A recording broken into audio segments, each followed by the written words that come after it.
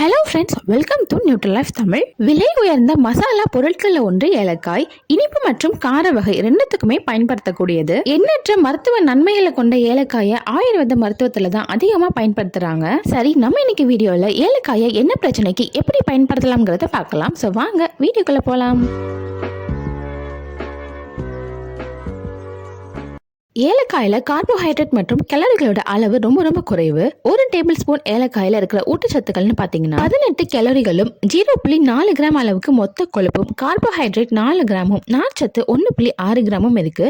இது போக புரதச்சத்து 0.6 கிராமும், பொட்டாசியம் 64.9 மில்லிகிராமும், கால்சியம் 22.2 மில்லிகிராம் அளவும் இருக்கு. அது மட்டும் இல்லாம இரும்புச்சத்து 0.81 மில்லிகிராம் இருக்கு. மெக்னீசியம் 13.3 மில்லிகிராம் அளவு இருக்கு. அது போக பாஸ்பரஸ் 10.3 மில்லிகிராம் அளவு இருக்கு.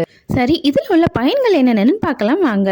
ஏலக்காயில பாத்தீங்கன்னா பொட்டாசியம் மற்றும் மெக்னீசியம் போன்ற தாதுகள் அதிகமா இருக்கும்னு பார்த்தோம். இந்த தாது சத்துக்கள் எல்லாமே இதயத்துக்கு ஒரு நல்ல எலக்ட்ரோலைட்டுகளா செயல்படும். பொட்டாசியம் ரத்தத்துல உள்ள முக்கிய கூறுகள்ல ஒன்று. திரவங்கள் மற்றும் செல்கள் மூலமா இதய துடிப்பை சீராக்க ஏலக்காய் நம்மளுக்கு உதவும். உடல்ல ரத்த அழுத்தத்தை கட்டுக்குள்ள வைக்கவும் இது யூஸ்ஃபுல்லா இருக்கும். நம்ம ஏலக்காயை எப்படி பயன்படுத்தணும்னு பாத்தீங்கன்னா, ஏலக்காய் விதைகள் எடுத்து நல்லா பொடி பண்ணி வச்சுக்கோங்க. டெய்லியும் காலை மாலைன்னு 2 வேளைக்கு 1 ஸ்பூன் தேன்ல இந்த பொடியை 2 பிஞ்ச் அளவு எடுத்து குழப்பி சாப்பிட்டு வாங்க. இப்படி தொடர்ந்து சாப்பிட்டு வந்தீங்கன்னா இதய துடிப்பை சீரா வச்சுக்கலாம். உடல்ல பிளட் பிரஷர் பிரச்சனையும் வராது. அடுத்து பார்த்தீங்கன்னா பசியின்மை பிரச்சனை இருக்கிறவங்க உங்க உணவுகளில் அதிகமாக ஏலக்காயை எடுத்துக்கோங்க. இது பசியை அதிகரித்து கொடுக்கும். அது மட்டும் இல்லாமல் அஜீரணத்தையும் போக்கக்கூடியது.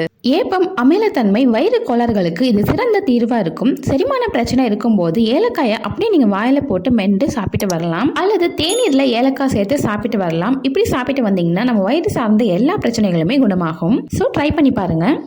அடுத்து பார்த்தீங்கன்னா ஆஸ்துமா. ஆயுர்வேத மருத்துவத்தில் ஆஸ்துமாவுக்கு இயற்கையான தீர்வா ஏலக்காய் பயன்படுத்தப்படுது. இது இருமல் மற்றும் மூச்சுக்குழாய் அலர்ஜி போன்ற பிரச்சனைகளிலிருந்து சிறந்த பலனை நம்மளுக்கு தருது. ஆஸ்துமா பிரச்சனை இருக்கிறவங்க டெய்லி ஏலக்காயில டீ போட்டு சாப்பிட்டு வருவது நல்லது. அது போக கடைகள்ல ஏலக்காய் எண்ணெய்ன்னு சொல்லிட்டு விற்கப்படுது. இதை நீங்க வாங்கி வச்சுக்கிட்டீங்கன்னா இந்த எண்ணெயை ஒரு 5 சொட்டு தண்ணீர்ல விட்டு நம்ம ஆவி பிடிச்சிட்டு வரலாம். இது மூலமா ஏலக்காயில உள்ள பிளேவனாய்டுகள் மூச்சுக்குழாயை இலகுவாக்கி கொடுக்கும். ஆஸ்துமா பிரச்சனையை போக்கவும் சிறந்த தீர்வா இது இருக்கும்.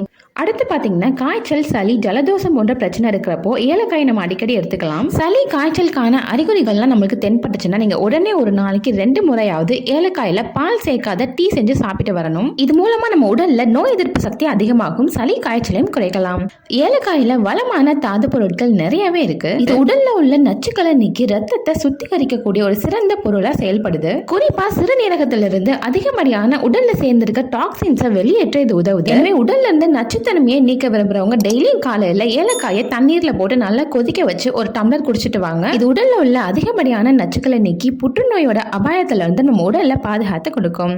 அடுத்து பாத்தீங்கன்னா வாய் ஆரோக்கியம். ஏலக்காய் வாய் துர்நாற்றத்தை குணப்படுத்தக்கூடியதுன்னு நிறைய பேருக்கு தெரியும். அதே போல ஏலக்காய் வாய் புண்களுக்கும் சிகிச்சை அளிக்க பயன்படுது. எனவே வாய் துர்நாற்றம் இருக்கிறவங்க இல்ல அடிக்கடி வாயில புண்ணு வருதுன்னு சொல்றவங்களாம் டெய்லி உணவுக்கு பிறகு ஒரு ஏலக்காயை மென்று சாப்பிட்டு வாங்க. வாய் துர்நாற்றத்தையும் வாய் புண்களையும் போக்கலாம்.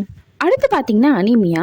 ஏலக்காயில சக்தி வாய்ந்த ஆக்சிஜன் ஏற்றங்கள் இருக்கு. இது ரத்த சோகையின் போது இழந்த வைட்டமின்களை திரும்ப பெற உதவுது. காப்பர், மேக்னீஸ், நியாசின் போன்ற அத்தியாவசிய ஊட்டச்சத்துக்கள் ஏலக்காயில இருப்பதனால சோர்வு மற்றும் பலவீனம் போன்ற ரத்த சோகை அறிகுறிகளை எதிர்த்து போராட உதவும். எனவே அனீமியா இருக்கிறவங்க டெய்லி ஏலக்காயை உணவுகள்ல சேர்த்துக்குவது நல்லது. தினசரி பால் குடிக்கும் போது ஒரு சிட்டிகை அளவு ஏலக்காய் தூளும் 1/4 டீஸ்பூன் அளவு மஞ்சள் தூளும் கலந்து குடிச்சிட்டு வரணும். இது அனீமியானால ஏற்படுற உடல் பலவீனத்தை போக்க உதவும். அவ்வளவுதான் ஃப்ரெண்ட்ஸ், ஏலக்காயில உள்ள பெனிஃபிட்ஸை பத்தி தெரிஞ்சுக்கிட்டோம். உங்களுக்கு இந்த தகவல் பயனுள்ளதா இருந்துச்சுன்னா கண்டிப்பா வீடியோவை லைக் பண்ணுங்க, உங்க ஃபேமிலி அண்ட் ஃப்ரெண்ட்ஸுக்கு ஷேர் பண்ணுங்க. மறக்காம நம்ம சேனலை சப்ஸ்கிரைப் பண்ணிருங்க. நன்றி.